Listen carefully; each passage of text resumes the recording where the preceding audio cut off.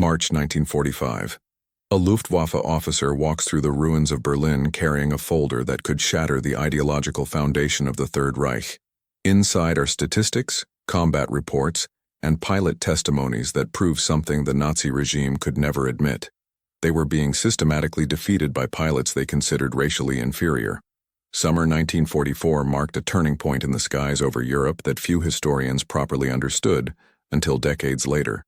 While the outcome of World War II was becoming increasingly inevitable, a specific group of American fighter pilots was rewriting the rules of aerial combat in ways that would have profound implications far beyond the battlefield.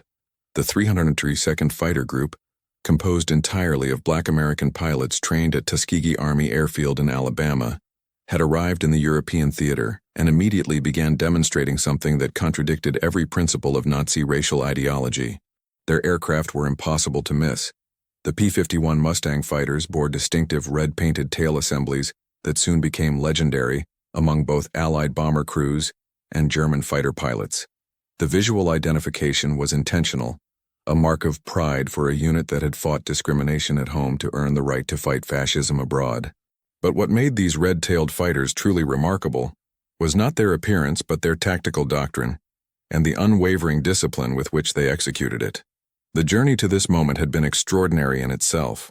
The Tuskegee Airmen had trained at a segregated base in Alabama, facing hostility and discrimination even as they prepared to defend their country. The Army Air Corps had been deeply skeptical about whether black men could be trained as military pilots. The program at Tuskegee was established partly as a response to political pressure, and partly as what many in the military establishment expected would be a demonstration of black inadequacy that would justify continued segregation. Instead, the Tuskegee training program produced pilots whose skills matched or exceeded those from any other training facility. The standards were identical to those at white training bases, and the Tuskegee cadets met them.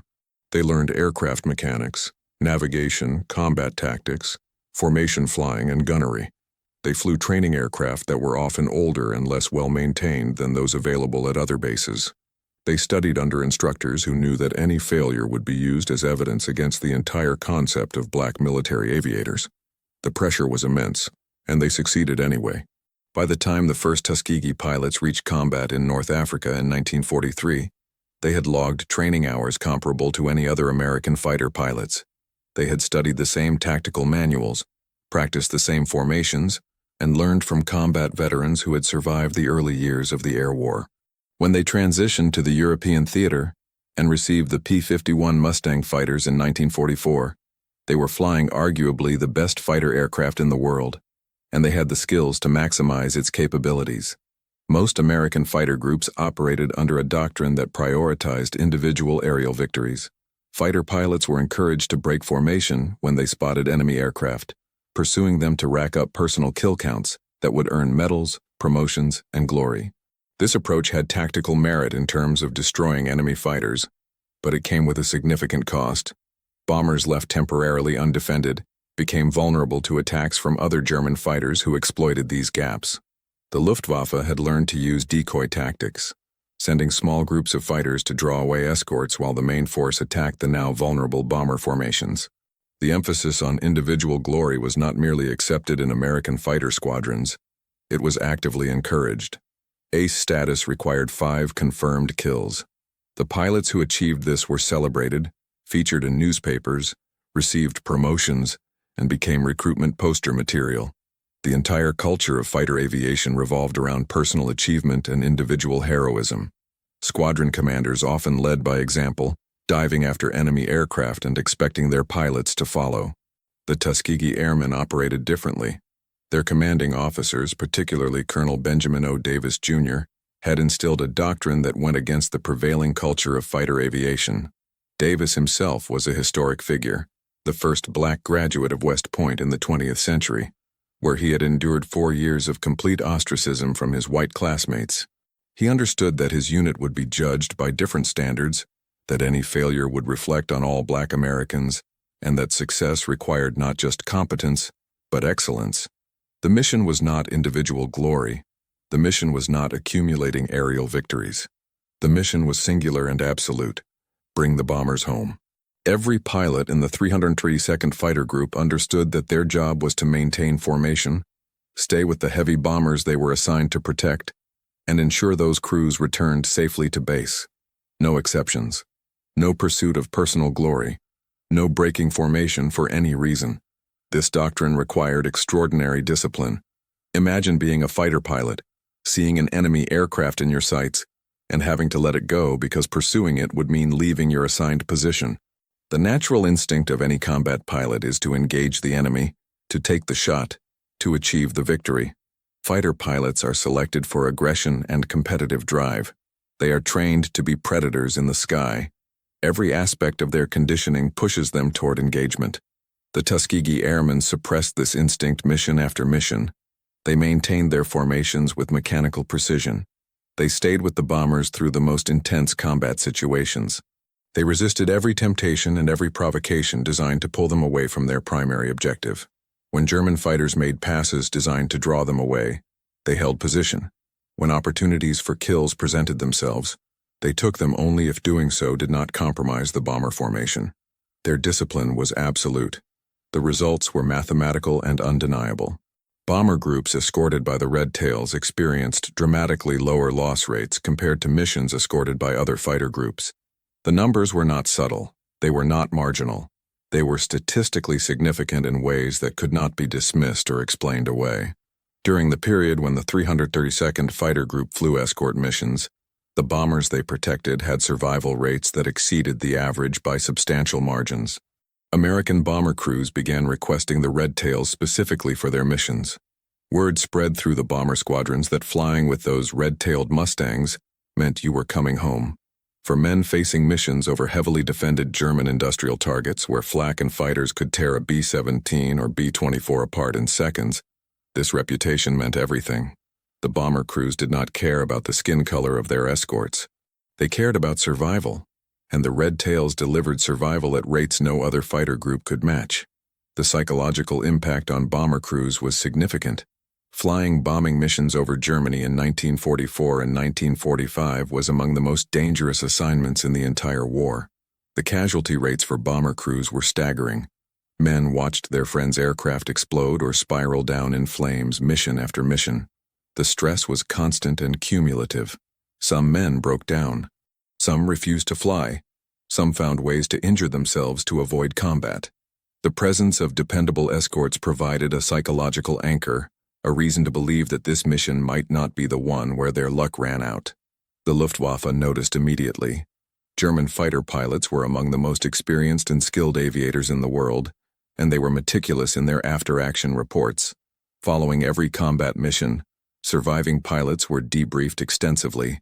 They described what they encountered, what tactics the enemy used, what worked and what did not. These debriefing reports were compiled, analyzed, and distributed throughout the Luftwaffe command structure.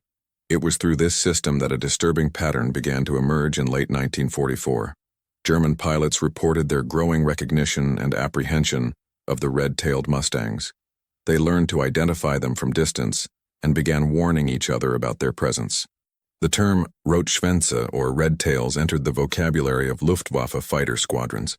But more significant than the recognition was what the reports described about their tactical behavior. German pilots expressed frustration at their inability to draw these particular American fighters away from the bomber formations. Every tactic that worked against other escort groups failed against the Red Tails. One documented German report from October 1944 described an engagement where Luftwaffe fighters attempted their standard decoy maneuver.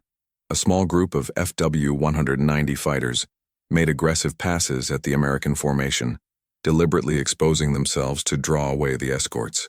The other American fighter groups took the bait as expected, breaking formation to pursue the German decoys. But the red-tailed Mustangs did not move. They maintained their positions around the bombers with absolute discipline. When the main German force attacked what they expected to be poorly defended bombers, they instead encountered the full complement of red-tail fighters still in perfect defensive formation. The attack failed. Several German aircraft were lost. The bombers reached their target and returned to base without losses.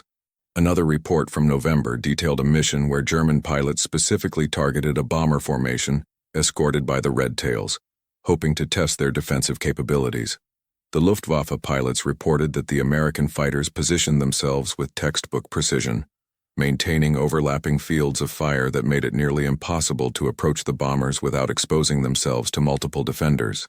When German fighters did penetrate the screen, the Red Tails engaged with accurate gunnery and then immediately returned to their defensive positions rather than pursuing the damaged enemy aircraft. This pattern repeated itself, mission after mission, throughout late 1944 and into 1945. The Luftwaffe's tactical doctrine for attacking American bomber formations had been developed over years of combat. It was based on exploiting the predictable behavior of fighter escorts who would abandon their charges to pursue individual victories. The Red Tails had invalidated this entire tactical approach simply by maintaining discipline. The German reports also noted the quality of the Red Tails flying. They described tight formations, coordinated maneuvers, and professional execution that matched the best fighter groups in the theater. There were no comments about inferior training or lack of skill. The observations were purely tactical and professional. These American pilots knew what they were doing, and they did it with consistency that frustrated every attempt to develop effective counter-tactics. For the Luftwaffe, this created both a tactical and a philosophical problem. The tactical problem was obvious. They needed new methods to attack bomber formations escorted by the 332nd Fighter Group. Attempts were made to develop concentrated attacks that would overwhelm the escorts through sheer numbers. But by late 1944, the Luftwaffe lacked the aircraft and fuel to implement such tactics consistently. They experimented with attacking from different angles, using clouds for concealment and coordinating with flak batteries. But the fundamental problem remained. The Red Tails would not break formation, and their discipline negated the standard German approach. But the philosophical problem was far more dangerous to the Nazi regime. The Red Tails were black pilots. According to Nazi racial ideology, which formed the ideological foundation of the entire Third Reich, black people were classified as racially inferior, incapable of the discipline, intelligence, and martial vertitude that military excellence required. The entire Nazi project was built on the premise of racial hierarchy, with Aryans at the top and other races arranged below, based on pseudoscientific theories that had no basis in biological reality. Nazi propaganda had spent over a decade promoting these racist ideas. German citizens had been taught that Aryan Germans represented the pinnacle of human evolution, while other races were inherently inferior.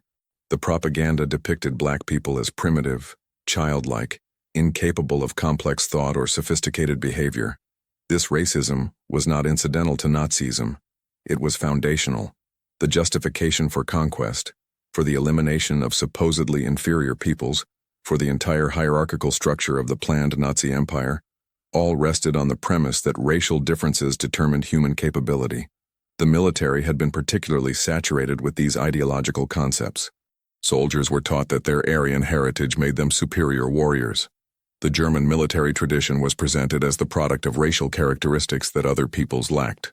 Discipline, courage, tactical sophistication, these were supposedly Aryan traits that explained German military successes. The indoctrination was constant and pervasive. And now, in the skies over Germany itself, a group of black American pilots were demonstrating tactical discipline and combat effectiveness that exceeded what German pilots were encountering from their white American counterparts. They were not just competent. They were not just adequate. They were superior in the specific dimension of disciplined escort tactics, which was precisely the capability the Luftwaffe most needed to counter. The contradiction was absolute. Either the combat reports were wrong, which was impossible given their consistency and the number of independent witnesses, or the racial ideology was wrong. For the Luftwaffe's analytical sections, this created an impossible situation. Their job was to assess combat effectiveness accurately so that appropriate tactical responses could be developed. But acknowledging the superior tactical discipline of black pilots would be ideological heresy that could result in accusations of defeatism or even treason. The Luftwaffe had always prided itself on professional competence. Unlike some branches of the German military that had been heavily Nazified, the Air Force maintained a degree of professional culture focused on technical expertise and tactical effectiveness. Luftwaffe officers generally cared more about what worked than about ideological purity.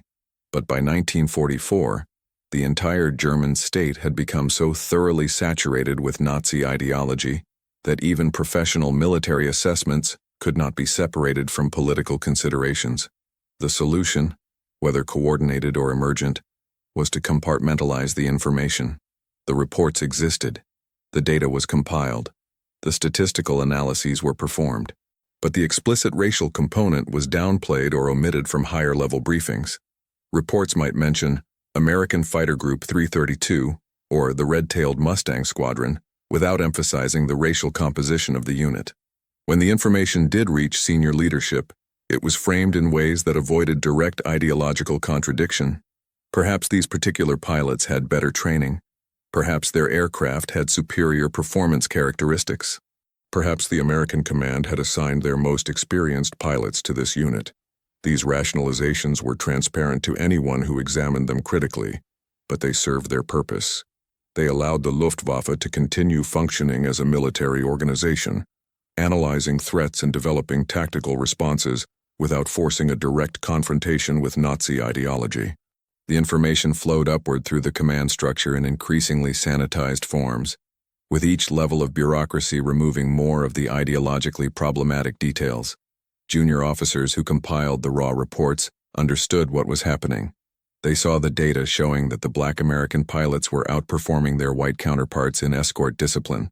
They read the pilot testimonies describing the frustration of encountering these particular opponents. They performed the statistical analyses that demonstrated the correlation between red-tail escorts and bomber survival rates.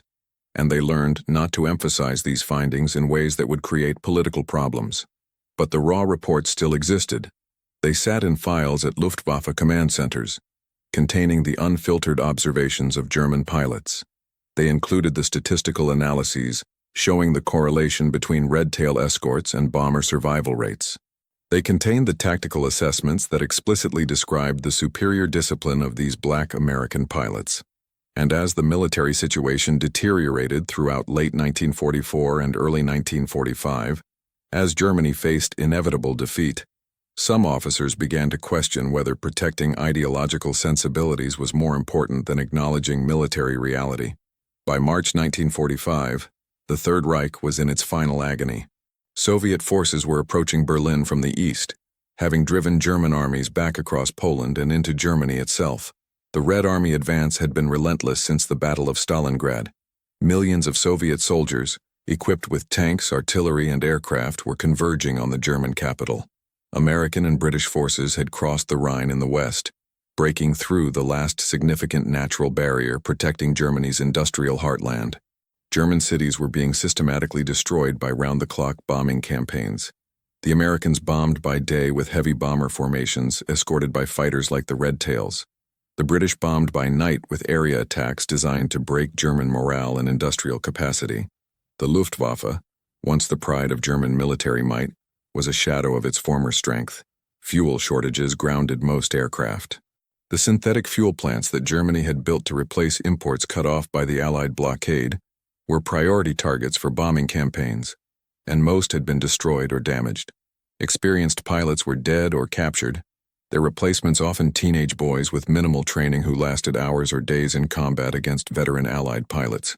Production facilities were rubble. The dispersed manufacturing system Germany had implemented to protect against bombing could not compensate for the scale of destruction. The few remaining operational units were overwhelmed by Allied numerical superiority that sometimes reached ratios of 10-to-1 or higher. Adolf Hitler had retreated into the Führerbunker, a reinforced underground complex beneath the Reich Chancellery in Berlin. Construction had been completed in 1944 as Soviet advances made it clear that Berlin itself might become a battlefield. The bunker was designed to withstand direct hits from heavy bombs and artillery shells. It consisted of multiple levels, with Hitler's personal quarters, conference rooms, and facilities for his staff and guards. The atmosphere was oppressive, a concrete tomb lit by artificial light, cut off from natural daylight and fresh air. Hitler rarely emerged from this underground refuge. His physical health had deteriorated dramatically over the final years of the war. He suffered from tremors, possibly from Parkinson's disease, likely exacerbated by the various medications his personal physician Dr. Theodor Morell prescribed. Morell had been giving Hitler injections of compounds that included amphetamines and other drugs that may have contributed to his physical and mental decline. Hitler's posture was stooped. His left hand shook uncontrollably. He walked with a shuffle. The man who had once mesmerized millions with his speeches was now a physical wreck. His mental state was even more concerning to those around him. He remained convinced that victory was possible through willpower and faith in National Socialist ideology. He studied maps showing German defensive positions and planned counteroffensives that required divisions and resources that no longer existed. He issued orders to armies that had been destroyed weeks earlier, insisting they hold positions or launch attacks. When told that these forces no longer existed, he accused his generals of lying or betraying him. He spoke of secret weapons that would turn the tide of the war, superweapons that were mostly propaganda or existed only in prototype form. Hitler's detachment from reality had become nearly complete. He refused to visit bombed German cities because seeing the destruction might be bad for morale, though whose morale he meant was unclear. He avoided contact with wounded soldiers. He surrounded himself with people who told him what he wanted to hear or who were too terrified to contradict him. His daily routine had become nocturnal, sleeping through much of the day and holding meetings late into the night, which further isolated him from normal functioning of government and military. The atmosphere in the Führer bunker was one of surreal denial, mixed with paralyzing terror. Everyone knew the war was lost, but no one dared say it aloud. Hitler's mood swings were unpredictable and dangerous. He could be almost grandfatherly one moment, speaking gently about his dog Blondie or reminiscing about the early days of the Nazi movement, and then fly into violent rages over perceived betrayals. He would scream until his face turned purple, accusing people of treachery and cowardice. Several high-ranking officers had been executed in recent months for defeatism or suspicion of disloyalty. The mere suggestion that Germany might not win the war could be interpreted as treason. The failed assassination attempt against Hitler in July 1944 had intensified his paranoia to pathological levels. Colonel Klaus von Stauffenberg had placed a bomb in Hitler's conference room at the Wolf's Lair headquarters in East Prussia. The bomb exploded, killing several officers, but Hitler survived with relatively minor injuries. The failed plot led to a massive purge. Thousands of people were arrested on suspicion of involvement. Many were tortured. Several thousand were executed, including military officers, government officials, and aristocrats who had been identified as potential opposition. The purge extended the net of suspicion over virtually everyone in positions of authority. After the assassination attempt, Hitler trusted almost no one. He suspected treachery everywhere. He carried a pistol. His food was tested for poison. His daily routine was kept secret and changed frequently. The bunker itself was guarded by multiple security layers with SS troops loyal personally to Hitler controlling access.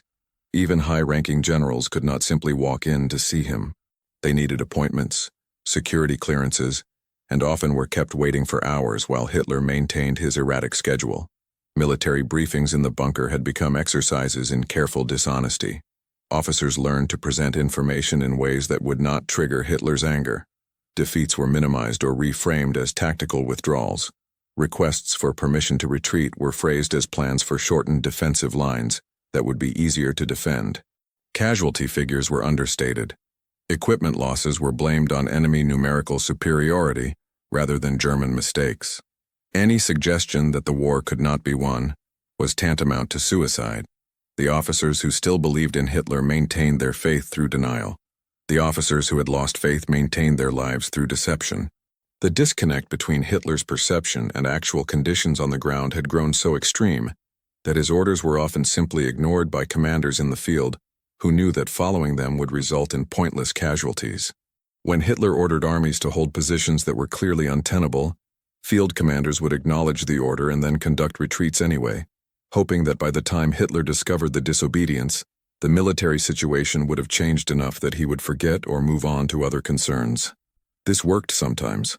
Other times it resulted in relief from command, arrest, or execution. Into this environment of fear, denial, and collapse, a Luftwaffe officer made a decision that was either extraordinarily brave or simply desperate. Hauptmann Friedrich Weber was not a high-ranking officer. He was a staff analyst, someone who compiled reports and maintained records at Luftwaffe headquarters. He had spent the war in administrative positions, not combat roles. His job was to organize information, track statistics, and prepare briefings for senior officers. He had access to the files, including the comprehensive documentation of combat encounters with the 332nd Fighter Group that had been accumulating since the summer of 1944. Weber had watched the sanitization process with growing discomfort. He had seen how reports were edited and reframed as they moved up the command chain. He understood why it was happening. Acknowledging that black pilots were outperforming white pilots contradicted the fundamental racial ideology of the regime. But he had also watched Germany being destroyed, while its leadership refused to acknowledge facts that contradicted their beliefs. He understood why it was happening, but as Berlin crumbled around him and the Reich faced annihilation, something in him rebelled against the continued deception. Weber was not a resistance fighter. He was not politically opposed to the regime in any organized sense. He was simply a bureaucrat who had spent years working with data and had developed a respect for factual accuracy. The cognitive dissonance between what the data showed and what could be officially acknowledged had worn on him. Perhaps he had reached a breaking point. Perhaps he calculated that the war was so clearly lost that speaking truth could no longer make things worse. Perhaps he simply wanted someone in authority to acknowledge reality before the end. He compiled a comprehensive dossier over several days in early March. It included statistical analyses of bomber loss rates organized by Escort Group, showing the dramatically better survival rates for formations escorted by the Red Tails. It included direct quotations from German pilot debriefings describing encounters with the 332nd Fighter Group, preserving their original language about the frustration and grudging respect these opponents inspired. It included tactical assessments explicitly noting the superior discipline and effectiveness of the black American pilots. He made no attempt to sanitize the ideological implications. The report was what it was: mathematical proof that Nazi racial ideology was wrong. Getting the report directly to Hitler required navigating the bunker's hierarchy and security, which was difficult for an officer of Weber's relatively junior rank. He could not simply request an audience with the Führer. He used his administrative access and relationships with other staff officers to reach an aide who still had direct contact with Hitler. He presented the dossier as urgent tactical intelligence that had been improperly withheld from the highest levels of command. This framing was both true and calculated to appeal to Hitler's paranoia about his generals. If there was intelligence that had been hidden from him, Hitler would want to know why and by whom. The aide, perhaps curious or perhaps simply following protocol for handling intelligence reports, agreed to bring it to Hitler's attention. The report reached Hitler during one of his increasingly rare periods of relative lucidity, usually occurring in the late morning before his medications fully took effect and before exhaustion set in from his nocturnal schedule. He was in the bunker's conference room, a cramped space dominated by a large map table showing the military situation. The maps were updated daily based on reports from the front, though the information was often hours or days old by the time it reached the bunker. Hitler spent hours studying these maps, moving pins and markers representing units, many of which no longer existed as functional formations. Hitler was initially irritated by the interruption. His temper was always unpredictable, but interruptions during his study time were particularly dangerous. However, the aide's description of hidden intelligence about American fighter tactics piqued his interest. Hitler had always maintained that his generals were hiding information from him, that they were incompetent or disloyal, that their failures resulted from betrayal rather than being outmatched. Here was apparent confirmation. He gestured for the folder and began reading. The first pages were statistical tables showing bomber loss rates for different time periods and different American fighter groups providing escort. The data was presented clearly, with the 332nd Fighter Group's protected bombers showing loss rates significantly below the average. Hitler had limited patience for detailed numbers, but these were presented clearly enough that their implications were obvious.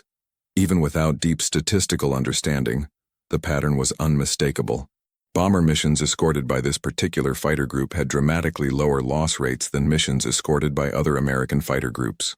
The difference was too large to be coincidental or explainable by random variation. Hitler turned to the next section, which included excerpts from German pilot debriefings. These were the unfiltered words of Luftwaffe aviators describing their combat experiences, translated from the standard debriefing forms into a compiled narrative. They spoke of the Red Tails with a mixture of respect and frustration that was evident even in the dry military language. They described the maddening discipline of these pilots who refused to break formation no matter what provocations were offered. They noted that tactics which worked against other American fighters failed consistently against this particular unit. Several pilots explicitly stated that engaging formations escorted by the Red Tails was more difficult and dangerous than attacking bombers with other escorts. Then Hitler reached the section that made the ideological contradiction explicit. The report identified the 332nd Fighter Group as composed entirely of black American pilots trained at a segregated facility in Alabama. It noted that this racial composition was well documented through prisoner interrogations, captured American documents, and intelligence reports. It was not speculation or propaganda. It was established fact. The report then presented the tactical conclusion that could not be avoided. These black pilots demonstrated superior discipline and combat effectiveness in the escort role compared to their white American counterparts in other fighter groups. The data supported this conclusion unambiguously. The room fell silent as Hitler read. Those present who could see his face watched the progression of expressions. Initial concentration gave way to confusion as he processed the identity of the pilots. Then confusion shifted to anger that built with visible physical intensity. His face reddened, the color rising from his neck into his cheeks. The tremor in his hands increased, making the papers shake. His breathing became audible, harsh and rapid. When he finished reading, he looked up at the aide who had delivered the report with an expression that terrified everyone present. It was a look of rage mixed with something that might have been betrayal, as if the aide were personally responsible for the content. The eruption was volcanic. Hitler slammed the folder down on the map table with enough force to scatter some of the markers representing military units. He demanded to know who had compiled this report, who had written these assessments, who had been hiding this information from him. His voice rose from normal speech to a scream within seconds, the transition so rapid it was startling even to people accustomed to his rages. He accused his generals of treason and sabotage. This was exactly the sort of betrayal he had suspected all along. His own military leadership had been concealing information that undermined the ideological foundations of National Socialism. They had allowed him to operate under false assumptions. They were either incompetent fools who could not recognize enemy propaganda, or they were active traitors working to destroy Germany from within. The accusations escalated rapidly beyond any rational connection to the actual report. Hitler declared that this proved his generals had been working against him from the beginning of the war. The military failures were not the result of being outnumbered or outproduced by the combined industrial might of America, Britain, and the Soviet Union. They were not the result of strategic mistakes or tactical errors. They were the result of deliberate sabotage by a disloyal officer corps that had never truly believed in National Socialist principles. This report about black pilots was merely the latest evidence of a vast conspiracy that extended throughout the military hierarchy. Senior officers present attempted to provide context and explanation, though they did so carefully, knowing that any word could trigger further rage or suspicion. They pointed out that the Luftwaffe had been aware of this particular American unit and its effectiveness. Tactical responses had been developed and distributed to fighter squadrons. The information had not been hidden in the sense of being deliberately concealed, but rather had been processed through normal intelligence channels. The racial composition of the unit was unfortunate from a propaganda perspective, but it did not fundamentally change the military realities of the air war. The Allies had overwhelming numerical superiority. German aircraft production could not keep pace. Fuel shortages grounded most fighters. Pilot training had been shortened due to time and resource constraints. These were the real problems, not the tactical doctrine of one American fighter group. Hitler rejected every explanation with increasing vehemence. In his mind, which had by this point largely detached from any objective assessment of reality, the report confirmed his existing paranoid narrative.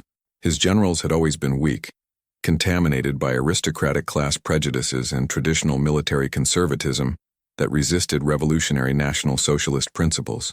They had never truly embraced the ideology. They had humored him when convenient, but maintained their old-fashioned notions of military professionalism that placed competence above political faith. They were losing the war deliberately, whether through conscious betrayal or unconscious sabotage driven by their ideological weakness. The question of what the report actually meant, What it said about the validity of Nazi racial theories when subjected to empirical testing never received serious consideration from Hitler. His ideology was not something he examined or questioned. It was the foundational framework through which he interpreted all information. It was the lens that shaped his perception of reality. When confronted with evidence that contradicted his worldview, he did not revise his worldview. He rejected the evidence as false or found ways to reinterpret it that preserved his existing beliefs. Hitler declared the report must be falsified, American propaganda designed to undermine German morale that his weak-willed generals had fallen for. The Americans were clever at propaganda. They had fooled his generals before with exaggerated claims of production numbers and military strength. This was the same tactic applied to pilot performance. The goal was to make German pilots believe they faced superior opponents, breaking their will to fight. His generals, in their weakness and defeatism, had fallen for this transparent psychological warfare operation.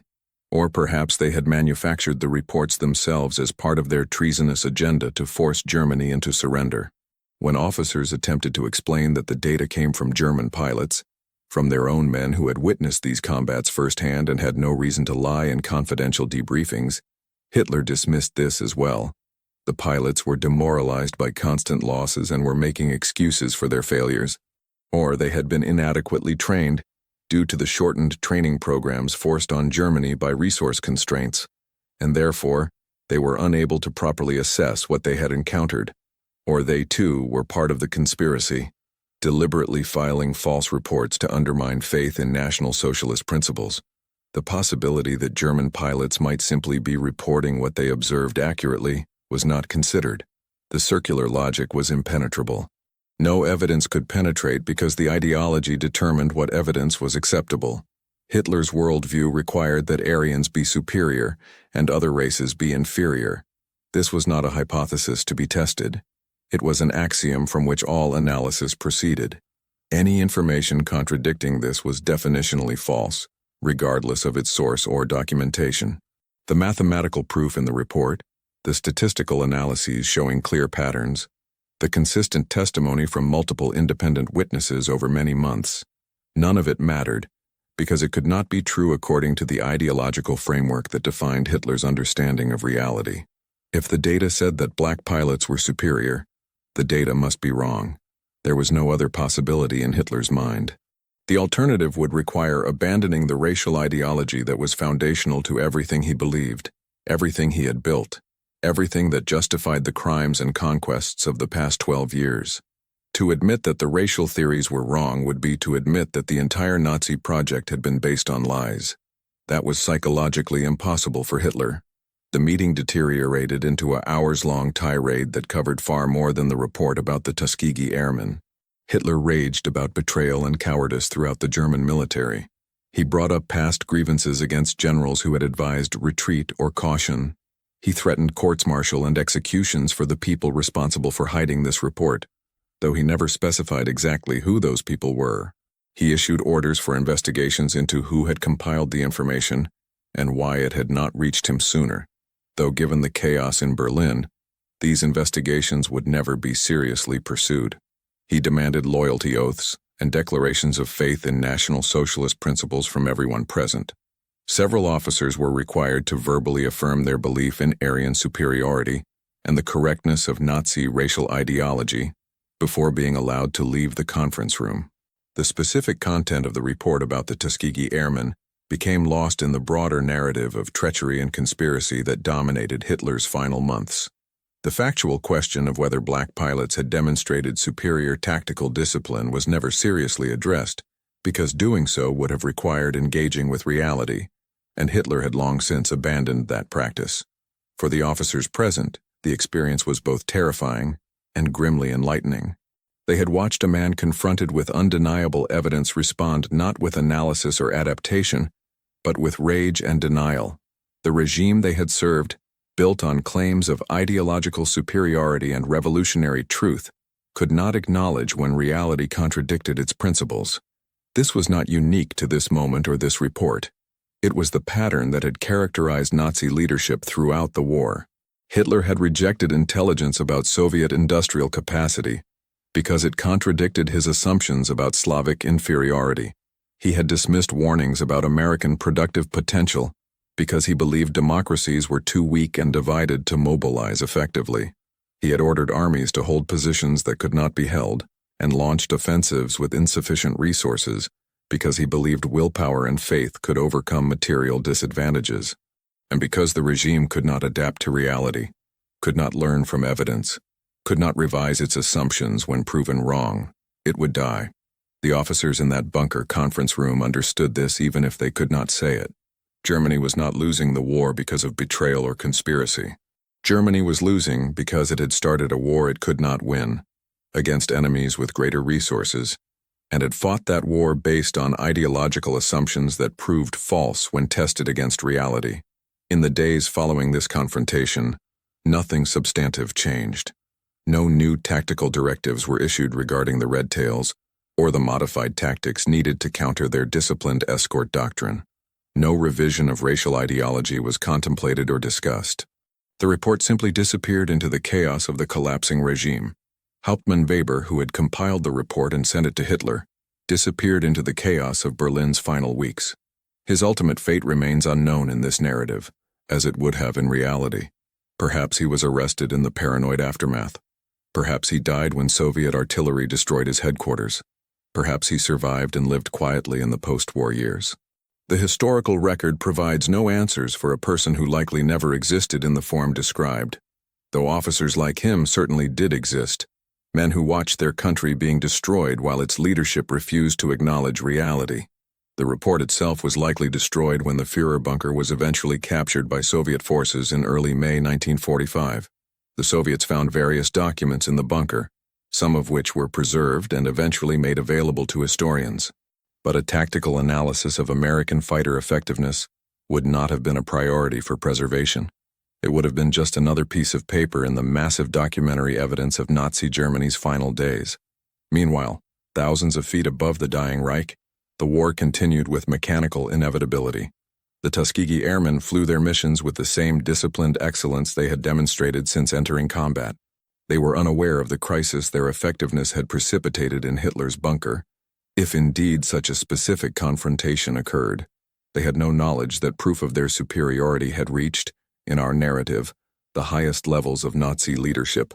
They simply did their jobs, mission after mission, with the professionalism that had become their hallmark. They escorted bombers to targets deep in Germany, to industrial facilities, transportation hubs, and oil refineries that were being systematically destroyed to eliminate Germany's capacity to continue fighting. They maintained their formations through flak that filled the sky with explosive shells. They engaged German fighters when those fighters approached their charges, but did not pursue them beyond the point where doing so would compromise bomber protection. They brought their pilots home when possible, and mourned the ones they lost. They accumulated mission counts toward the totals that would allow them to complete their tours and rotate home. The final missions of the European Air War saw the Luftwaffe as barely a functional force. By April 1945, fuel shortages meant most German aircraft remained grounded, not from lack of planes, but from lack of gasoline to fly them. The synthetic fuel production that Germany had developed to replace imported oil had been devastated by months of sustained bombing. The few German fighters that managed to take off faced overwhelming Allied numerical superiority. Formations of hundreds of American bombers escorted by dozens or hundreds of fighters encountered German resistance that might consist of a handful of fighters, if any at all. The Red Tails continued flying escort missions through April 1945, maintaining their tactical doctrine and their remarkable record, even as organized German resistance collapsed. They flew missions knowing the war was nearly over, but also knowing that German anti-aircraft fire still filled the sky, and that a few German fighters might still rise to meet them. The last days of a war can be the most dangerous, when men die for objectives that will be irrelevant within days or weeks. The Tuskegee Airmen maintained their discipline and professionalism through these final missions as they had throughout their service. For the bomber crews who flew under their protection, the Red Tails had become legendary. Stories circulated through the bomber squadrons about their reliability and skill. Crews requested them specifically whenever possible, asking operations officers if the Red Tails would be flying escort. In an air war characterized by terrible losses and constant fear, the presence of those red-tailed Mustangs provided reassurance that professional, disciplined pilots were watching over them. The bomber crews did not care about the skin color of their escorts. They cared about survival, and the Red Tails delivered survival at rates no other fighter group could match. This was perhaps the most profound refutation of Nazi racial ideology available. When lives were at stake, when men faced death in the most terrifying forms imaginable, they wanted the best protection they could get, and the best protection came from the pilots that Nazi ideology said should be inferior. The bomber crews knew the truth. The Luftwaffe pilots knew the truth. The combat statistics documented the truth. Only the Nazi leadership, locked in their ideological prison, could not acknowledge what everyone else could see. The irony was absolute and bitter. The Third Reich, which had proclaimed the superiority of the Aryan race and used this ideology to justify conquest, genocide, and total war, was defeated in part by the very people they had declared inferior. The Tuskegee Airmen did not win World War II alone, obviously.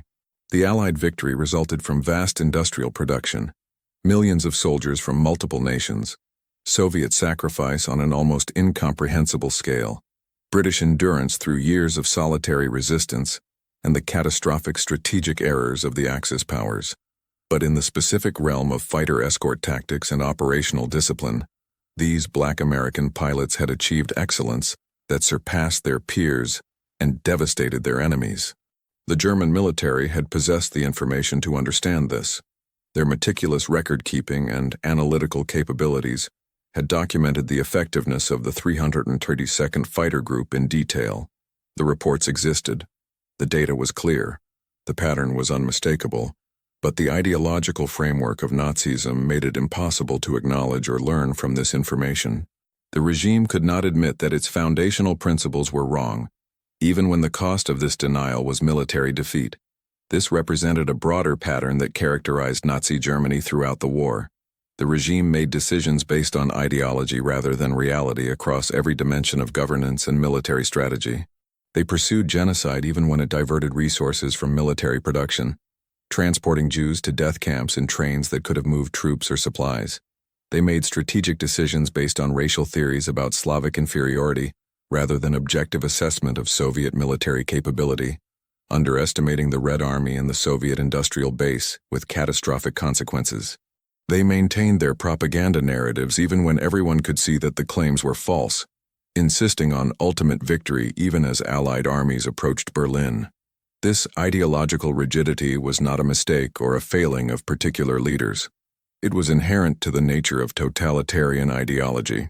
Once a system defines itself through adherence to an ideological framework that claims to explain all reality, it becomes unable to adapt when reality contradicts ideology. The choice becomes either abandon the ideology, which would undermine the legitimacy of the entire system, or reject reality and maintain ideological purity. Nazi Germany consistently chose the latter. Hitler spent his final weeks in the Führer bunker, alternating between delusional plans for counteroffensives that would somehow reverse Germany's fortunes and rage at the betrayals he imagined everywhere around him. He ordered non-existent armies to relieve Berlin. He planned for government to continue in Bavaria or Austria after Berlin fell.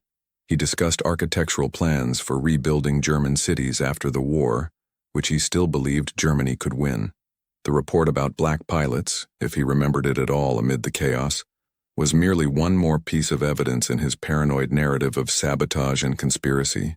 He never grasped what it actually represented, proof that his ideology was not just morally abhorrent, but factually wrong, testable and tested, and found wanting.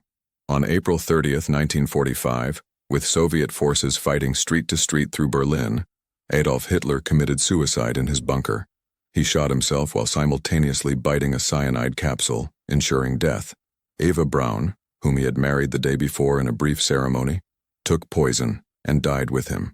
Their bodies were carried outside, doused with gasoline, and burned in a shell crater while Soviet artillery fire fell around the Reich Chancellery. The war in Europe ended officially on May 8th when Germany signed unconditional surrender documents. The Third Reich, which Hitler had proclaimed would last 1,000 years, had survived 12 years and 4 months. Its collapse was total and absolute, leaving Germany occupied, divided, and devastated. The Tuskegee Airmen returned home as war heroes, though they returned to a country that still practiced racial segregation and discrimination. They had proven themselves in the most demanding circumstances imaginable, demonstrating courage, skill, and discipline that earned them respect from the bomber crews they protected and grudging acknowledgement, even from their enemies. Yet they came home to a society where they still faced restrictions on where they could live, work, eat, or travel based solely on their race.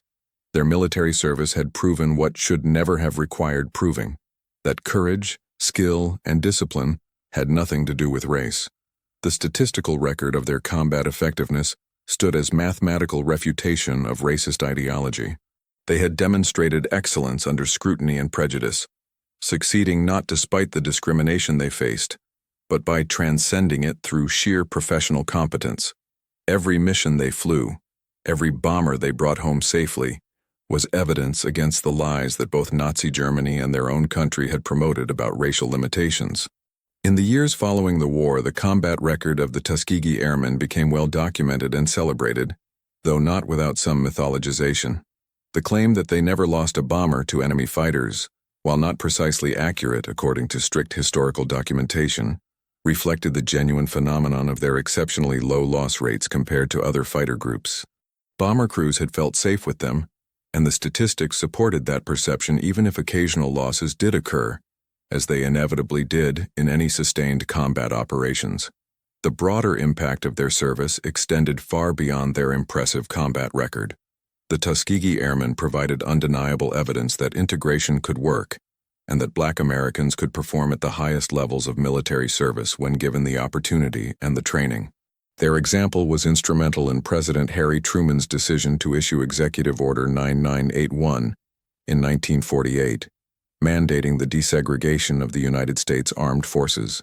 The military, traditionally one of the most conservative institutions in American society, became a leading force for racial integration in the post-war era, largely because of what the Tuskegee Airmen and other Black military units had proven during the war. The desegregation of the military proceeded gradually over several years, with different branches moving at different speeds. The Air Force, newly independent from the Army, integrated relatively quickly, partly because the Tuskegee Airmen had demonstrated so clearly that segregation wasted talent and reduced effectiveness. The Army and Navy took longer, but by the time of the Korean War in 1950, integrated units were fighting together, and the performance differences between segregated and integrated units provided further evidence that racial integration improved rather than harmed military effectiveness. The historical irony of Hitler's response to the report, whether it happened exactly as described or represents a plausible fiction based on his documented behavior patterns, encapsulates the fundamental weakness of ideological rigidity. The Nazi regime built itself on a foundation of racial pseudoscience and supremacist mythology.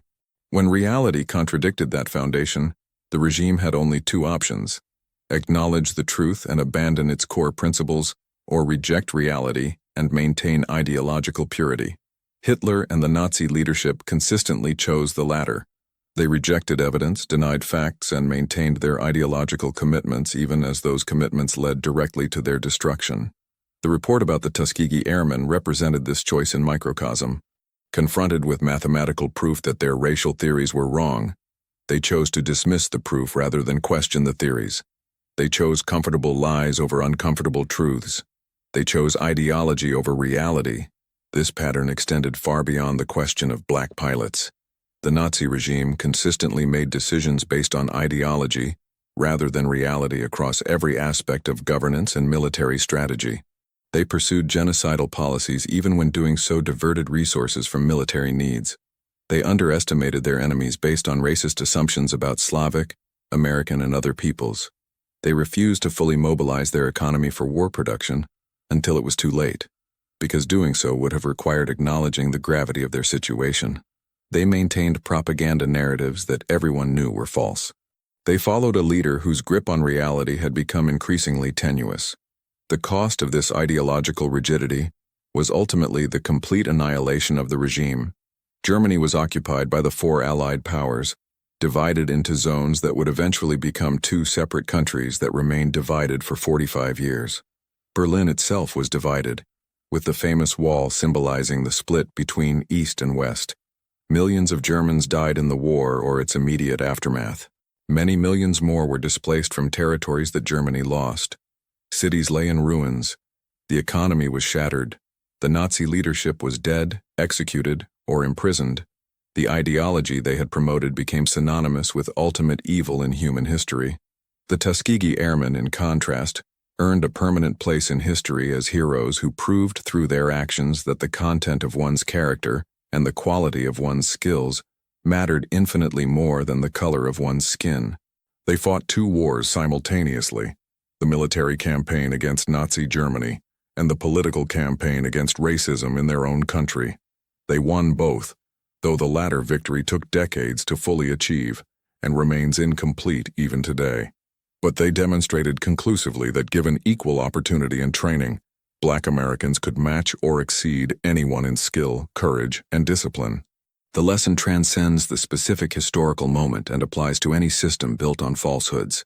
Ideologies that contradict observable reality cannot ultimately survive contact with that reality, no matter how fervently their adherents believe or how much power they wield to enforce conformity. Systems built on lies eventually collapse under the weight of their own contradictions.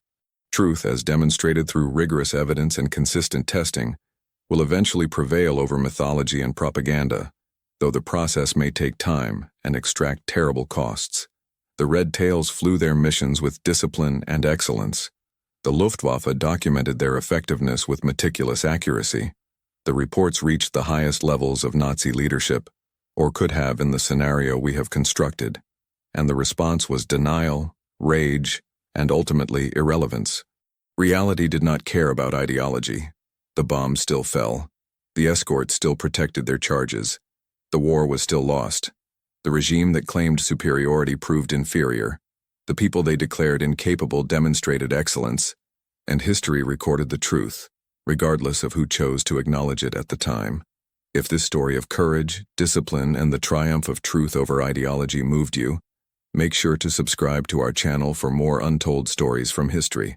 Hit that like button if you believe these heroes deserve to be remembered, and drop a comment below telling us what aspect of the Tuskegee Airmen story impressed you most. Was it their unbreakable discipline, their mathematical proof against racist ideology, or the bitter irony of Hitler's denial? Share your thoughts and let's keep these important conversations alive. Your engagement helps us bring more forgotten stories to light. Subscribe, like, and comment now, and join us on this journey through history's most compelling moments.